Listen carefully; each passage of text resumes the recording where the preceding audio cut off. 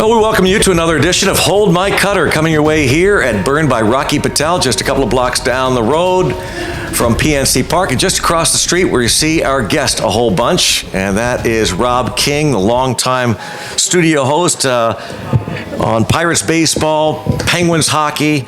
He's really done it all. He's done play-by-play for just about every team in town. He is the Cooperstown, New York native. We call him the Hall of Famer because literally he is. And it was Rob King who decided to provide Michael McHenry and me with this special edition Rocky, the Ecuadorian Habano wrapper, the Honduran binder and filler, limited edition from the top 300 producing stores. That's the only way you can purchase this special edition Rocky Patel. Notes of wood, pepper, cocoa, and cumin. It is a smooth smoke, and so appropriate. Mr. Smooth. Now, Michael, you work with Rob King a whole bunch, more than I. Wouldn't you describe him as Mr. Smooth? It's kind of remarkable. I mean, how clean it is, how smooth it is. Even the walk into the studio, it's almost in the same line every time.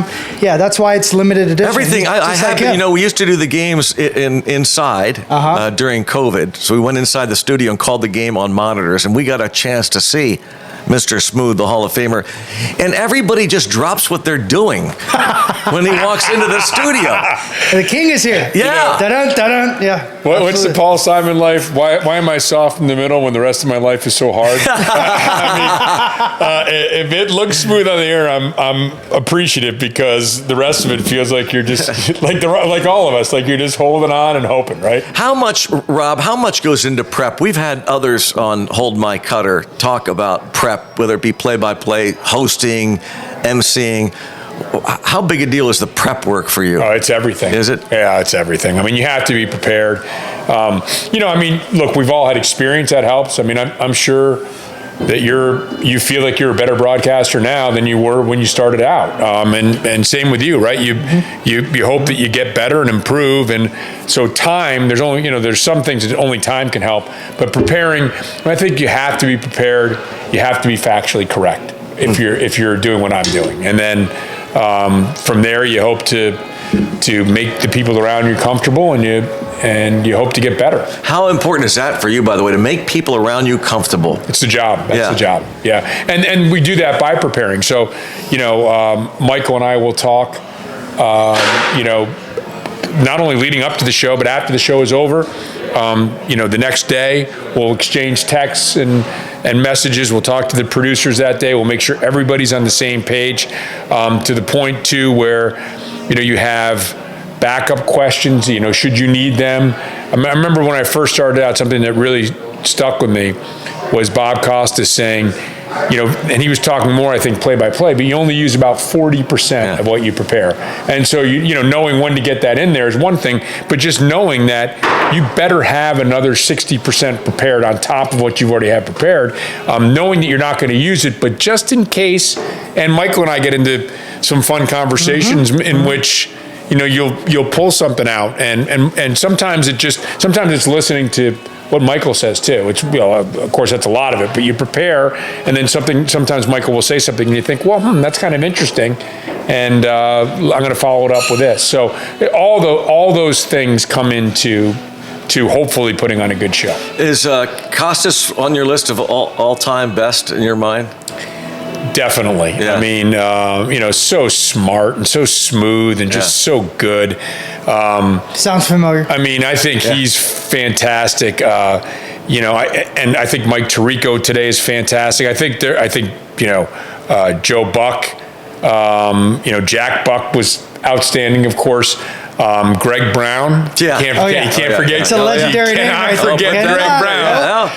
We'll have you back now, Rob. Now that you said it. I was wondering, I was waiting. So, okay, sign him in. Get there. Okay. Yeah, and I think our town has been blessed. And, it's interesting, too, that, talking about time earlier, like you just have to put in a certain amount of time in a town, right? I mean, there comes a time for you where you are no longer, I don't know how you felt. I can't feel it for you, but saying, you're working alongside Lanny Fratteri, who got there before you, and is obviously a well-known guy. And then, when do you sort of When do people say, hey, this Greg Brown, hey, he's been here 20 years. He may stick around for a while. We kind of like this guy, It's just some of that stuff it just takes time. You just have to be patient. Well, I don't know if I've told Michael the story about, I think we all have a Yoda, a mentor. Mine is Mike Lang. Mm-hmm. And Mike told me early on, a bit frustrated the first couple of years when I was doing play-by-play, and thought I thought this town would adopt me quicker. I mean, after all, I've been here a long time, but they don't seem to. And he said, Ken, you got to give it 5 years. Yeah, you do. Got to give it 5. And he said, and it was like clockwork. After 5 years, I felt, maybe they're starting to accept me. So I don't know if the 5-year plan worked for both of you. I think, Michael, you've suggested that that's been the case, that the city kind of embraced you right about that time. I moved here on year 6, yeah, believe it or not. There you go. So I think, you start to feel maybe this is home.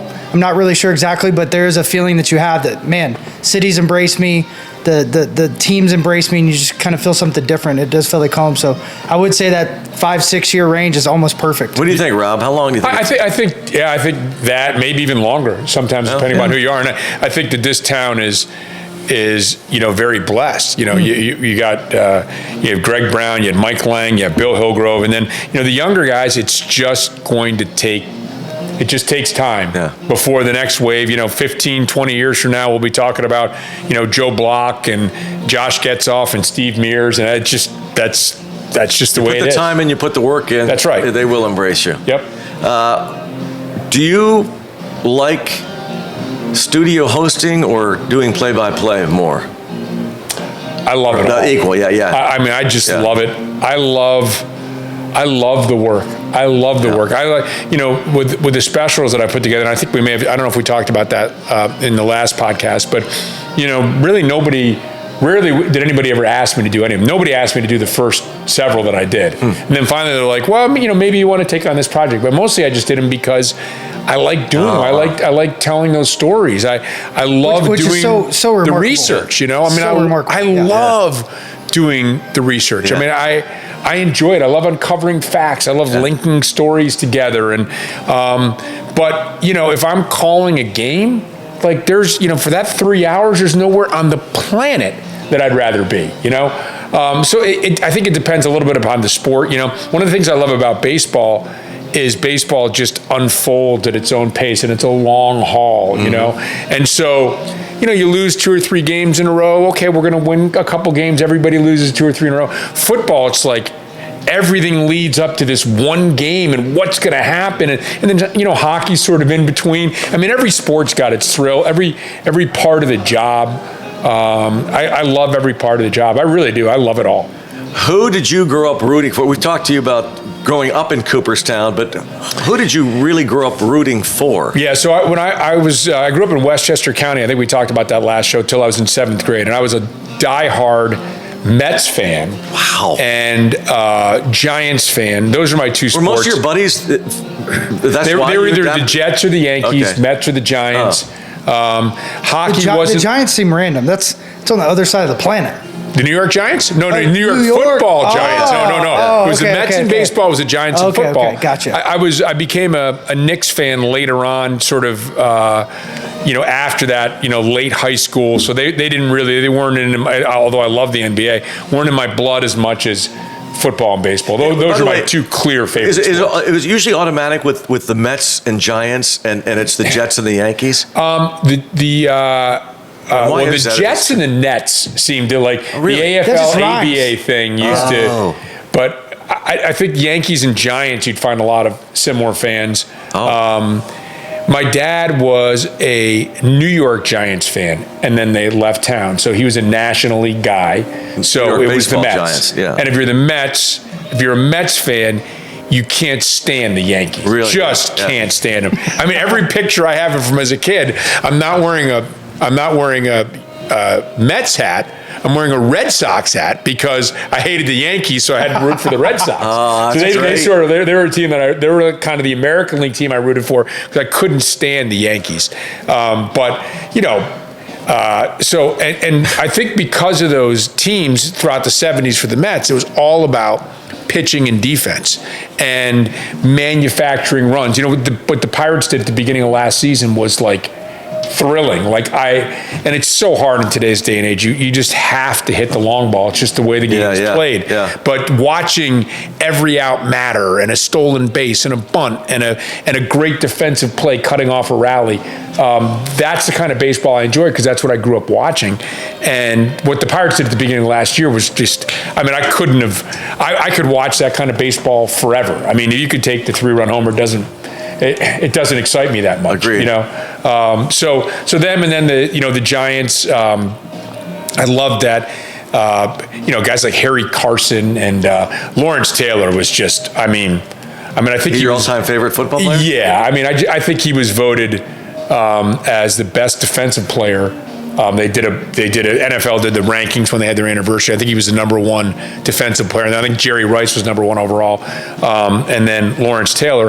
But we did. By the way, the other team that I rooted for, because the Mets had virtually no chance of winning, as luck would have it, my father had a shortwave radio, and he would get Pirates games out of Pittsburgh. Come on. Yeah, he would. And so I would listen to the Pirates, and the Pirates, of course, were great in the 70s, So in May, when the Mets season is just about over, right? Now you're looking around, you got to root for somebody, and so that somebody was the Pirates. I loved. What made your dad tune into the Pirates? What was it? You know why what was it? The Pirates. He just thought the shortwave radio was just like the coolest thing of all time. So he'd be like tuning in games too. Yeah. You get the BBC. But for some reason, and I don't know why, the Pirates were a team I don't know. Clear maybe than the other stations, whatever. Who knows? You had that huge signal, of course. Yeah. And that's one of the great. KDKA. I miss. It's a silly thing to miss, but you'd listen. I know you'd be driving around, and you'd have that that tuner, and you'd be trying to get the AM. I remember on a little transistor radio, trying to get that signal absolutely, perfectly. Yeah. And the way it would vary, right? There's a foul ball. Wait a minute, and there's a drive. that is what happened? What happened? That is it. So that is so right. So. That's 100% of the money. So you had KMOX in St. Louis, you can get everywhere. And at night, you could get KDKA radio. You could get it all up and down the eastern seaboard and up through the Northeast. But I remember I was driving to college, and I had this old beat up I think it was a Volkswagen Diesel Rabbit. It was either that or my Pinto. I can't remember. Diesel Rabbit. It might have been my Pinto. One of the two. It was Diesel Rabbit. So when the car would go over like 57 miles an hour, it would just start shaking like uncontrollably. And of course, no speed. You don't have. It didn't have the where you can automatically set your speed, right. Which I use all the time now. Boom, but on it goes cruise control. So I was listening to Nolan Ryan pitching a no-hitter, and I'm driving, and I'm trying to go 57 miles an hour, right? I have to go 57 because Cooperstown to St. Louis is 1,000 miles. It's like a 17, 18-hour trip. So I'm like, and Nolan Ryan, I pick him up in Ohio, is down in Texas, and he's pitching a no-hitter. He might have been pitching against Cleveland, I don't remember, but I'm listening. So it had to be the Cleveland station then. Maybe, I don't know, but again, it's at night. Yeah, it's you never amazing. know. You can pick I don't know how technology works, but you can't get anything in AM during the day. But at night, it's like you can get every station. But Rob, that was the sun. cool thing about that back in the day. Not only to tune in, but the discovery that you'd get from, wow, I'm getting this station in Dallas of all places. Absolutely. And then, so you're listening, and you're like, well, I need a ball game. I need something to keep me going. I'm like, Nolan Ryan, 4th inning, he's got a hasn't given up a hit yet. I'm like, this is great. Then it fades out, and you're looking for another station, and now it starts to get late in the game, and I'm like, oh my gosh, and I'm listening, and I've got it, and then like you said, it's like strike one, and they're letting the gnat sound go, and then you're like, and I'm looking, I'm going 42, I'm in the right lane, God, I got to get up to 57 miles an hour. Here I am, I'm going up to 57, and I'm listening, and I'm listening. He's leaning like this too. I was listening, and then like 30 seconds would go by, and I'm like, that's not gnat sound. I lost the signal. Oh, So no. you're tuning in again. And so Yeah, it was, sometimes that sound was, you didn't know it was fans, the crowd. yeah, that's right. Exactly. Is that the crowd or is that static? Exactly, yeah, exactly. So Yeah. my trek across Ohio, I think he lost it with, I think maybe one out in the ninth. Oh, he my lost it, but gosh. he got me across the state of Ohio. So You were locked So in. way to go, Nolan Ryan. Yeah, Thank you. that's I great. appreciate it. Did you ever meet, by the way, LT, Lawrence Taylor, your favorite? No, Giants no, player? I've never met him. But it's when I used to go down and do, and I think you probably feel the same way. Like it would take a lot for me to be starstruck at this stage of my career. You've interviewed and met so many famous people.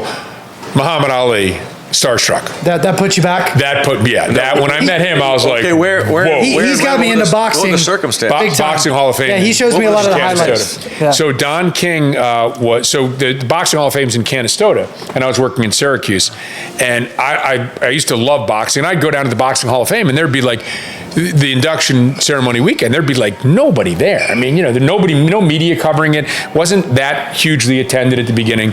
So I'd be sitting there with Carmen Basilio and Gene Fulmer, and they'd literally, I'd do my interviews, and then I'd just be like, tell me about, such and such a fight. And they'd be telling me stories, and I'd be like, it was great. It was phenomenal. So a couple of years, Sugar Ray Leonard went in.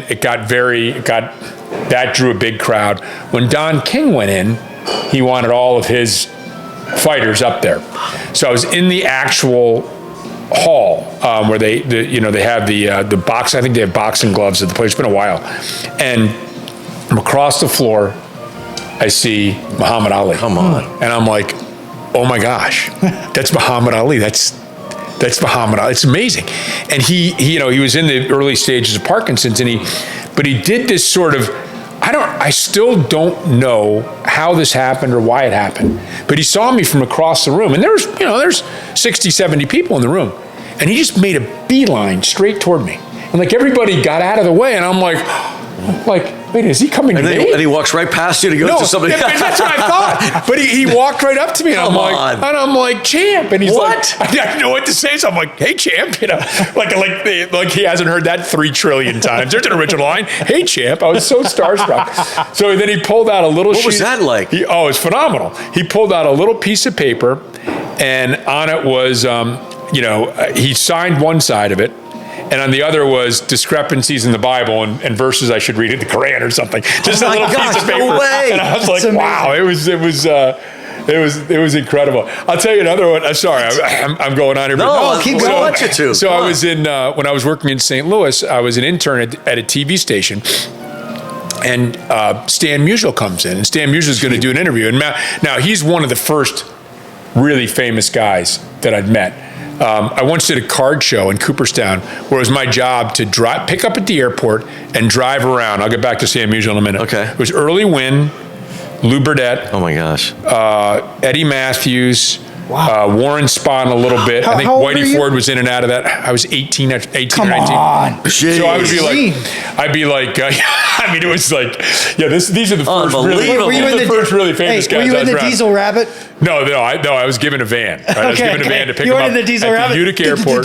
So I'm picking him up at the God. Utica Airport. It's about a 45-minute trip to Pittsburgh or to Cooperstown, and they're going to be taken care of for these baseball card signings. So I'd be, I drive them in, and I'd be like, okay, be cool. And I'd be like, Early Wynn, I'd be like, how's your flight, Mr. Wynn? Yep, okay. Are you comfortable? Who's the hardest hitter you ever faced? Who's the best team you ever? Blah, blah. I wore him out for 45 minutes of questions the whole way. So that was my first introduction. So now I'm an intern, several years later. Jeez. And Stan Musial comes in. I'm like, oh, Stan Musial, who, by the way, criminal. You talk about underrated players of all time. If there's an inner circle of the Hall of Fame with 15 guys, Stan Musial's in there. Yeah. I mean, and the fact that the 100 greatest team, he had to be added to it is a joke. Mm-hmm. I mean, there was a legitimate, discussion at the time. He was contemporaries, almost straight up contemporaries with Ted Williams. Who was the better player? But now Ted Williams, his star is, as is sometimes happened, his star has risen. Fine, I have no problem with that. But the fact that Stan Musial hasn't risen with him, you're right. I mean, 7-time batting champion, MVPs. Why do you think that is? It's hard, well, probably being in St. Louis was part of it. The superior fielder, the superior base runner, just a great great teammate. And the guy won 7 batting championships and hit 475 homers and more doubles than just about anybody. Anyway, so there he is. So Stan Musial. And I'm like, wow. Hi, Mr. Musial. And, oh, no, call me Stan and blah, blah, blah. And I'm talking to him. And somebody said, hey, if you ask him, he'll pull out his harmonica. And I was like, do you play, I understand you play the harmonica. And he's like, do I? Pulls it out, take me out to the ball game with the harmonica. Great. So I'm waiting, and I'm like, this is great. I'm waiting to get the tap. Hey, bring him on down here. They're getting set up for him. And he goes, do you have $1? And I'm like, is Stan Musial bumming $1 from me? Like, Stan, Okay. I'm like, all right. So I give him $1, and he's talking to me the whole time, and blah, blah, blah. And I'm not really paying attention. He's telling me different things. And all of a sudden, he hands me back.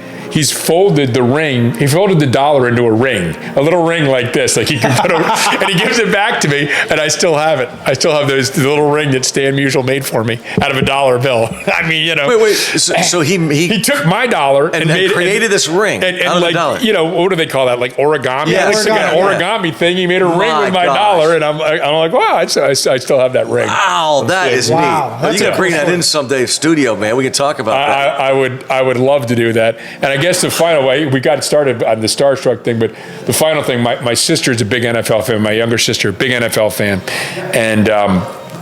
and also enjoyed Dancing with the Stars. Now, there's a show, I could never be a TV executive, because when I heard about the premise of the show, I'm like, that's the dumbest thing I've ever heard. And of course, it's the biggest show of all time. Of course, yeah. I know. I'd have been the executive saying, no, that one's not going to fly. And I'd have been fired. Anyway, we're down at the Mary Lou Golf Tournament. When he had the fundraiser for the Mary Lou Foundation down at Joe Hardy's place. Mystic Rock. And you play with these guys, and you're playing with Grant Fuhr and all these other famous athletes, and they couldn't be nicer. And they know the deal. They're supposed to look after their foursomes, right? We're media guys, but we got the pass because of our association with airing the games. But most of they know. The first year I was there, Jordan was there, Charles Barkley was there, and these guys, you'd look over and there'd be Michael Jordan teamed up with his 4 guys, and they'd be smoking a cigar and having a drink or whatever, and just the 4 of them talking, or the 5 of them, Michael Jordan. They really knew how to do this right. So kudos to Mario, of course, and kudos to all the stars that he brought in for these things. Dan Jansen, Grant Fuhr, Vince Coleman, a couple of years. He's a very good golfer. Oh my gosh, really? Yeah, really good. So very cool stuff. But again, like I said, not really starstruck. So I'm like, we're talking to these guys. This is great. So it's a little buffet luncheon, and Emmitt Smith gets his lunch, and he can't find his group. And he's looking around, he can't find his group, and he looks down, and we're dining with Grant Fuhr, and he goes, hey, do you mind if I have lunch with you guys? And I'm like, no, yeah, sit down, And then I was like about 30 seconds later, I was like, well, that's kind of funny, actually. Like, I'm sorry, Emmett, this is a private party. No, I can't sit here. That would have been great. And I told my sister, she's like, Emmitt Smith from Dancing with the Stars? I said, yep, that Emmitt Smith. That Emmitt Smith. He was the one I had lunch with. So anyway, fun stuff. Anyway, That's great. It's been believe me, it has been so much fun. My career, I've just had a blast. And this is out of left field, but just curious to know, do you remember anything about shaking Muhammad Ali's hand? Anything unique stand out about that handshake? I was thinking about that. Thank you for that question. It was, it really was. I really was starstruck, and it really was sort of out of body. I mean, it was like it was almost like he walked away, and you're like, did that really happen? The reason you're looking I asked, at that picture, the real reason I ask is because Boom Boom Mancini was from Youngstown, Ohio. Oh yeah, okay. And so he threw out a ceremonial first pitch one time back at Three River Stadium, and happened to be on the field, and I shook his hand. I'll never forget it. How soft, and it was like you could. It was bizarre, and I wondered, do all boxers have this soft hand? Not a tough. I thought he's going to crush. I thought it would be like a mallet. No, just a very soft. I wonder. To this day, I wonder, do all of you would have remembered that, or did he crush your hand when he shook your hand? No, I don't remember. He was out of body. Yeah, I was out of body. I really was. I was out of body. How about who was the? Do you have a best interview you've ever done on air? Anything come to mind? There were and again, early on, when I talk about these famous athletes, I mean, the longer I was in Pittsburgh, the more, I mean, you're sitting down with, Mario Lemieux, and you're sitting down with Brian Trottier, and you're sitting down with all, these famous, these Hall of Famers, Mark Recchi and Rick Tocchet, another guy who I think belongs in the Hall of Fame. All these famous players, Bill Mazeroski, and I'm like, Dick Groat. I mean, I'm calling games with Dick Groat. I'm like, how cool is that? I called a game with him in Madison Square Garden. That Pitt won in overtime on a Levance Fields buzzer beater, and they honored Dick Groat at halftime. And I felt blessed enough to call him a friend. Yeah. And, I mean, just all these guys. But I think the one that always sticks out for me was Dave Parker. I mean, he just was. I didn't know what to think. We went up to his house in Ohio, and we did. I mean, these were hour and a half interviews. I mean, the Chuck, most of them were an hour and a half. Even Teak was an hour and a half. Chuck Tanner was 2.5 hours. Oh yeah. Like one question, still, I'm like, we got to change tapes, Chuck. You could have done it for another 5 hours. He was phenomenal. But when you don't grow up, when you grow up a big sports fan, like I said, I like the Pirates because the Mets, especially because the Mets were terrible. And you see from afar a guy who doesn't have a great reputation with the media, whose own fans are throwing things at him, and you're thinking, boy, this must be kind of a bad guy. So I go up there, and he's like, yeah, you can come up and interview me. And I'm like, what am I going to get? Like, am I going to get up there, and I'm going to turn around and be like, well, that was a waste of time, And he couldn't have been nicer. Extremely funny. You cannot be funny and not be intelligent. Yeah. So he's obviously very smart, and he was quick-witted, and his teammates. I don't think I've ever in my life done more of a gone in with some trepidation and come out thinking, oh my gosh, wow. I mean, you talk about preconceived notions being completely wrong. And again, not from reputation. And his teammates loved Dave Parker. Absolutely thought he was the greatest. Every time you brought up Willie Stargell and the 79 Pirates, they always, hey, Willie was the leader. I said, don't forget about Dave Parker. To a man, don't forget about Dave Parker. And they loved his humor. They loved how hard he played the game. They loved his leadership. And of course, phenomenal. We talked about this last. He should be in the Hall of Fame. Yeah. Just a phenomenal player. Michael, so as Rob knows, and you may know also, but Parker, every routine ground ball ran as hard as he could. I love it. And Rob, I know you've seen enough footage of him, but what I remember about Parker is even the most frustrating ground out or pop up or drive to the wall, he would turn at first base.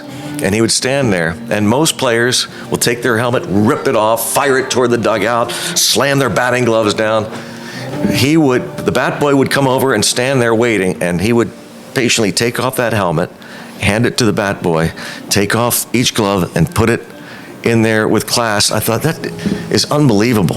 Respecting the bat boy's job. Yeah, Teak told me a great story about Dave Parker. He said one day, their wives had gotten together to do something, so they carpooled into the stadium. They left a little early.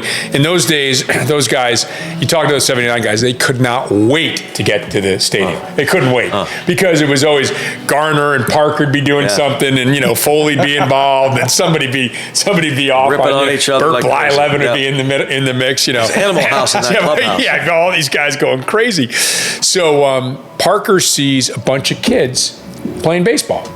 I don't remember where Teak said it was, and Parker said, let's stop off and play ball with these guys. And Teak's like, are you sure? It's amazing. And Parker goes, yeah, come on, let's go, man. So Dave Parker and Kent DeColby played pickup ball with these kids on the way to the office. How about yes. I mean, just talk about an all-timer. Just an all-timer. And then when you think about as long as we're on the topic of Parker, when you think about him playing, I mean, he got a broken jaw in the collision with Stearns, right? And then he's wearing a helmet with a face guard on it so he can get back sooner. Basically a football helmet. Yeah, they went to the Steelers equipment people to have that done. Yeah. He had bad knees to begin with, and he did everything on the baseball field that we say we want our guys to do. You got to play hard. You got to run out every ball. If there's a guy at home plate, you got to run him over. You got to do whatever you can to try to help your team win. You got to play hard. And he plays on AstroTurf with bad knees and has a decline, and yet still has other pop-up great seasons. And his greatness during his prime was, he was the best in the game. And to see a guy like that, to me, not get in the Hall of Fame, I think Dave Parker belongs, because he did all those things. He wasn't DHing. He wasn't playing on grass. He was doing all these things. To me, I think you sometimes, and then you look at today's metrics, and his on-base percentage wasn't high enough. You think Chuck Tanner was saying, "Hey, Dave, try to work out a walk up there this time," or was he saying, "Hey, punish the baseball"? Yeah. Come on. That's what you Chuck would say. Yeah, you can't use today's metrics to judge yesterday's players, unless by doing that you can elevate a guy. You have to ask, hey, listen, this is an overlooked guy here. Maybe he was a little better than we thought, but to say, different things were asked of players in different eras. Like the batting average mattered, hits mattered. They didn't think about walking. No. They didn't want to get to first base by walk. They wanted to hit. You talk to guys from the 70s, they wanted to punish the baseball in a different way, but they wanted to win the at-bat. That's what I loved about kind of learning the history, because I grew up in the 80s, 90s, early 2000s, so I didn't get to see that, but getting to know some of those guys, listening to you guys talk about history, it's mind-boggling how competitive it was. They took it super serious, and there's no question they wanted to get to the ballpark, because when you get that close, it gets special. Well, it was also, as you said, a different game. That was when the leagues were different. That's when no interleague play. The National League hated the American League. No free agency, so you could keep your teams together. That's right. National League East teams couldn't stand each other. The rivalry, the Pirates and the Phillies, and the teams in the 70s, the Reds were dominant, the Big Red Machine, and the Lumber Company. Was there a interview or a moment that disappointed you, a meeting with someone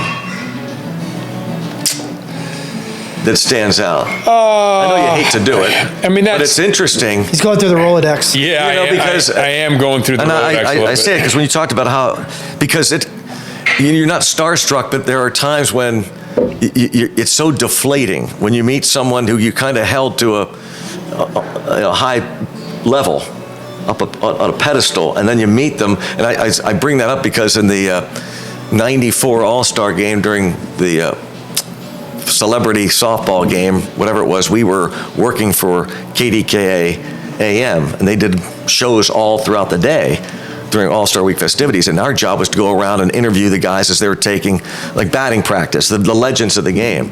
And two guys that, man, I just really thought they're Hall of Famers in my mind at the time, certainly, Dave Kingman and Reggie Jackson. And maybe it was just a bad day. Kingman had a bad reputation. Yeah. Well, this was probably says less about the player than about the circumstances, but I was in Cooperstown, and I was working in Syracuse, and I did a show on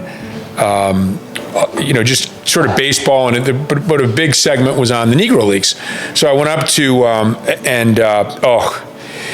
you talk about some great interviews.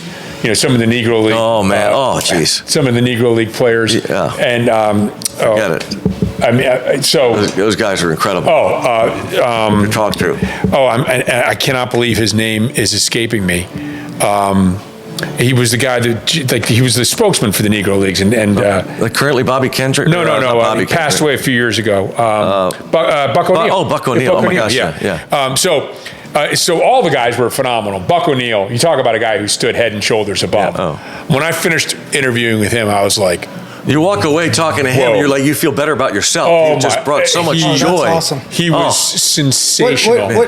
What makes that happen? First of all, you just got a feeling like this is a better human being than you are. You know what I mean? Yeah. He just, without meaning to be, pure joy. I was like, aura. There was an aura. loved people, just the love of everything. Love, I guess, is maybe what comes to mind. Yeah, and the things he talked about that the players had to go through, and the dignity. I mean, talking about listen. I remember he said something. We had to be. People were like, he'd be talking to other black players, and they'd be like, "Hey, we can play with those white guys. We're just as good as they are." And Buck O'Neil said, "That's not good enough. You have to be better morally, ethically, everything. The pressure on these guys, just to fit in at that time of segregation, you just couldn't fit in. You couldn't. You had to be up here." He was sensational. So I went back to Cooperstown, and I was talking to a bunch of other guys, Bob Feller and some other guys. He was a little cranky. He was cranky. He was a little cranky. He was cranky. But about very playing, angry that he wasn't still playing. At 90, he could still bring it. And he. So I'm talking to these guys about their experiences with the Negro Leagues. And a friend of mine, remember, I'm from Cooperstown. I'm working in Syracuse, and this friend of mine comes over and she says, "Hey, Pete Rose is signing autographs across the street. Do you want to interview him?" Well, I left Syracuse after the 11 o'clock on 11 o'clock news at 11:30 on Friday night, and it's now 5 o'clock Sunday afternoon, and I'm going back into work on Monday, and I got to put the show together. I'm spent. It's been a long weekend. I'm like, I don't really need to. There's really no reason for me to interview Pete Rose. I really don't need him. She's like, no, come on over and talk to him. He'd love it. It'd be great. I'm like, well, maybe I could. It'll be well, she was a wonderful person. Yeah. Come on over, it'll be great. So I'm like, okay. So I was like, well, maybe I can use a soundbite from him for the news. I don't need him for this. I mean, what does he know about the Negro League players, really? So he didn't play against them. So I got over there and I waited and I waited and I waited, and the whole time I'm like, oh, I just want to go home, man. I just want to go. I got work to do when I get back. I got a huge show to put together, So I waited, and then finally he was finished, and he said, I said, "Hey, Pete, can we grab a quick word?" And he's like, "Well, I got to go to the airport. You should have got me, 45 minutes ago." So, man, really, Pete? And you know me well enough to know that my temper doesn't snap too often. My family might disagree with that, but I just said, and he was like, and I just said, you know what? I don't care. I don't, and I didn't maybe use the most polite language. I just said, I don't care if I interview you or not. I really don't care. And he was like, oh, well, hang on a second here. Let me. Then he did an interview with me. So that would sticks out. I was like, well, that was kind of, and I was like, okay. So then I did the interview, and he was fine. Was the interview? And then he was fine. I mean, it was like 2 minutes of an interview that I didn't even want to do anyway. And of course, I asked him, why didn't you admit to it, to the game? And that, and that's the thing too with again, my opinion on Pete Rose. If he had just said, "Hey, I made a mistake," we have an almost endless ability in this country, and maybe it's a human condition, to forgive people who made mistakes. Forgive. If you just said, "Hey, I made a mistake," like my own personal opinion, and I was never a Pete Rose fan. I know Steve Blass always talks glowingly about Pete Rose. I was never a fan. I thought.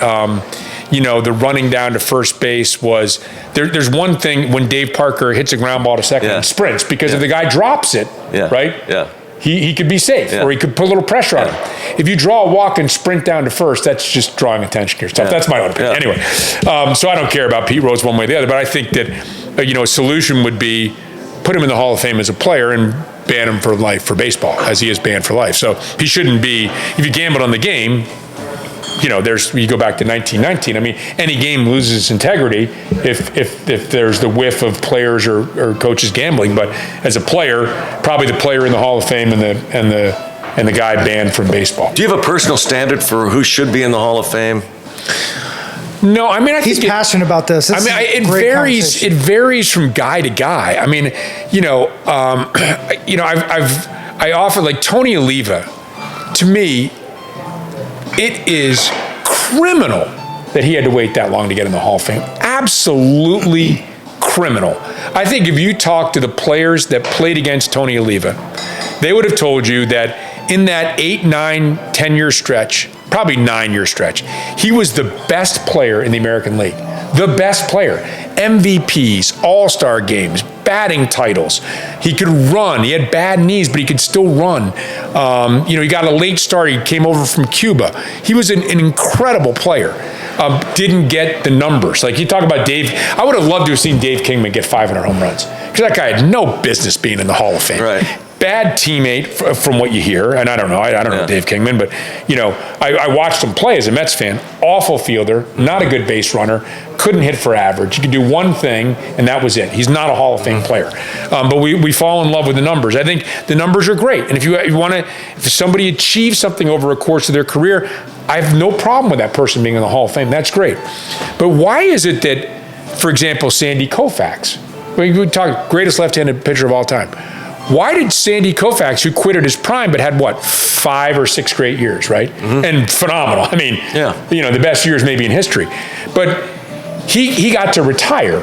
And we just assumed the best years were ahead of him. Okay, but his reputation wasn't sort of besmirched as Dave Parker's was because of the inevitable period of decline. Mm-hmm. What if he'd hung around? What if Sandy Koufax had, one year he'd gone, 12-8, and then the next year he goes, 7-13, and then, hang on, I think I found something now. Now he's 7-7, and the next year he's 7-12 again, and all of a sudden you're looking at him. Well, he was good for 4 or 5 years, great for 4. And now what? Yeah, he got to quit with no period of decline, and be in the Hall of Fame and I have no problem with that.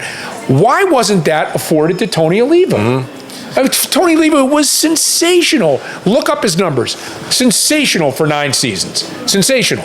And yet he had to wait until a couple of years ago to get in the Hall of Fame. I'm glad I think he's still alive, right? Don't you think longevity should be rewarded more than it is as well? I think it all should be rewarded. Yeah, I agree. I mean, it all. Yeah. So when I think of hockey, like Mark Recchi belongs in the Hall of Fame. He's in the Hall of Fame. He had a long, great career. Rick Tocchet, to me, is kind of like a Dave Parker type. Like he was a sensational player for a short stretch of time. He literally made himself into a great player. He fought his way into the NHL. And then he became really good along the way. He got improved and got better. And then because he played, who do you want? Well, I want a right winger that can protect Mario. I want a right winger that'll drop the gloves if he needs to. I want a right winger that make sure Mario doesn't get any trouble. Oh, by the way, I want him to finish too, right? And I want him to be a great leader. Let's see, how many guys are like that in the league? Well, there's Rick Tocchet and there's I don't know who else. Right? And now, because he plays so hard, I think he got bad shoulders and stuff. He goes through a period of decline, and he put up very, very good numbers, but he's not in the Hall of Fame. So he's kind of in between the guy who's a no-doubter and the guy who put up great numbers over the course of a career. But I don't think, if a guy was great for a stretch of time, I think that deserves a lot of consideration. On the subject of greatness, Hall of Famers, there is going to come a time, I think, that Andrew McCutchen's name is going to at least come up. Do you think that if he puts a solid year together in 2024 that... I'd like to see him... Man, I was really hoping he'd make the All-Star team this year. Remember there was some talk, maybe he could make the All-Star team. Because those are the things that ultimately are going to be valued. And again, if you're a good player on a bad team, sometimes you accrue some of these awards and you have to look at, okay, do these awards mean he was really an elite player? I'd like to see him have, and I think he can. I think he can have a couple more pop-up years. I think he's, if he gets and again, you talk about numbers, you talk about longevity. He has a couple pop-up years. Maybe he makes another All-Star team, gets himself to 2,500 hits. I mean, he's starting to, click through these milestones. I think he could be an awfully interesting candidate. What do you think, Fort? Yeah, we've talked about it because we looked at it in 5-year stretch. He was one of the best in baseball. Yep. And if you start talking about the Parkers and different things, but that longevity, he's had his decline, he's had his injuries, and if he can have, 1 or 2, above average, well above average years where he's flirting with the All-Star and he's getting talks, and I think too, if he can get on a team with the Buccos and make it to the playoffs, deep in the playoffs, I think that'll help his cause. Because when you think about the black and yellow, you think about Andrew McCutchen. And I think the last person you probably think about is probably Barry Bonds. So I think when you put it all together, he's got a shot, especially if you look at the guys that are up now with the Hall of Fame, because you're not going to see the 20 years very often anymore. You're not going to see guys that, throw 200 innings, that, play 162 games. You're just not going to see it. It's a different game. I hope it comes back around, that old school mentality comes back, but I think that's going to help him early on because he played, almost every single day for 5 years and played very, very well. If you look at the center fielders that are in there, you could definitely make an argument that his numbers are better than a handful of center fielders already in the Hall of Fame. And if you look at a guy like Joe Mauer, no disrespect, who was just put in, McCutchen's numbers are better. And people have argued with me that, well, he was a catcher. Well, not really. He was a catcher for a little while, but he was a first baseman DH for much of his career. So I don't know. I think I think there's a good chance, in my opinion, down the road that he could be. And I also asked this question, Rob and Michael. When McCutchen came back last year, in our lifetimes, is there anything that you can compare it to in sports where a player put a 10-year stretch of strong numbers, including MVP, Gold Glove, All-Star games, leaves not of his own accord, and then returns a handful of years later as a free agent to that team that traded him? I don't think there's any. I've tried to look at it. I asked Mike Lang about. I think he mentioned Mark Recchi, but Recchi put a handful of decent seasons together with the Pirates. Then years, the Penguins, and then went through a lot of years, a lot of different teams. Came back and had a decent stretch with the Penguins, but I can't think of anybody that actually did this. Our producer last year, I was talking about this on the air during a game, and our producer, Adam Elmore, said to my headset, what about Ken Griffey? Ken Griffey left as a free agent. He left the Mariners because he wanted to be closer to his family, signed as a free agent with Cincinnati, and then returned, and his career was over, really, with the Mariners. I just can't think. It's so unique. I'm not saying that's the case. I'm not saying that's the case for the Hall of Fame. This is a different subject, but again, I just think you mentioned Recchi's name, and that's what. Well, here's a question for you guys. If not him, who would be the next Pirate? I mean, you have Bonds, you have Parker, you have some guys that. Well, Leland goes in this summer, of course, as a manager. But Murtaugh should be in the Hall of Fame. Yeah, Murtaugh should be. And again, if he managed the Yankees, he'd be in the Hall of Fame. Danny Murtaugh. That shouldn't matter. No doubt. Of course it shouldn't. It shouldn't matter. It shouldn't matter, but it does. But it does. Yeah. Well, the fact that he beat the Yankees matters, because I think they've held a grudge ever since, that New York mindset. To this day, you go to spring. I'm sorry about this. No, spring training games, and there are still people, older people, when they find out that we're with the Pirates, they look at us like, "You jerks! You're the organization that beat us in 1960." Boo hoo! Hold a grudge. Yeah, hold it. Yeah, get over turn it. the page. One of the greatest lines for me that I ever got out of an interview was. Ducky Schofield, who was a backup shortstop and middle infielder on that 60 team, stepped in when Dick Groat got hurt in September that year, and really played well for him. The Yankees are like, everyone in New York and the Yankees, Mickey Mantle was crying in his dugout or his locker after the game, after Game 7. They were convinced they were the better team because they're winning 16-1 and then they're losing 4-3, and then they're winning 13-2 and then they're losing 6-7 whatever, all the one-run games. The run differential told you, right? Yeah. And Dickie Schofield said, we could have played them all winter, and we'd have won one more game than they did. And I'm like, that's beautiful, man. That's great. Beautiful. That's great. That's all that matters. That's it. Right? Find a way to win. I mean, Andrew McCutchen's the most important player in this city in baseball in 30 years. Yeah. And I really, really hope he retires as a Pirate. He's around the team. He becomes, for future generations, what Bill Mazeroski and Dick Groat and Teak and all these players that we see at these events. I hope that's who he becomes. I hope he stays here with his family, and I hope that's, years from now, that's who Andrew McCutchen becomes. Amen. Along with Neil Walker. Yeah, Neil Walker too, yeah. Amen to that. We'll keep this conversation going. We'll have you back. Yes. Are we done already? For now. Okay, all right. Stick around. Join us for the next episode of Hold My Cutter.